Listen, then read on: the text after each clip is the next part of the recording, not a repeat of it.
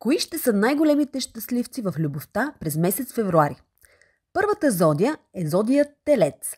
През февруари в любовния ви живот ще се чувствате доволни, скъпи телци, както и в други области на живота, което може да направи романтичните ви отношения още по-спокойни.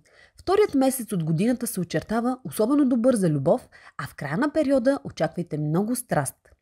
Зодия Везни. Започвате годината с енергията на нова любов и страст. Периодът може дори да доведе до сватба или пък до моменти на силна радост.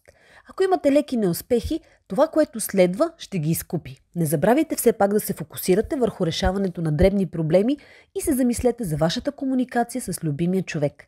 Третата зодия, която ще се радва на късмет в любовта през месец февруари, е зодия Скорпион. Освободете се от старата болка и влезте в нова фаза. Бъдете спонтанни, когато приемате покани. Това може да доведе до неочаквани връзки, които пък да ви доведат до много романтика. Свържете се с хора, които споделят вашите интереси, особено ако те са свързани с романтика и любов. И четвъртата зодия, голяма късметлийка в любовта през февруари, това ще бъде зодия Водолей. Ако сте необвързани, през февруари може да потърсите изолация, за да се концентрирате върху личното си развитие. Приемете го като благословия и го използвайте, за да откриете истинската си същност. Не забравяйте, че вие също се нуждаете понякога от уединение сред глъчката и шума на всички наоколо.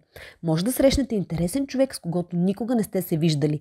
Ако усетите, че между вас нещо се заражда, не бързайте. Вървете бавно и се уверете, че сте съвместими. Това беше от нас. Повече четете в Аз жената БГ.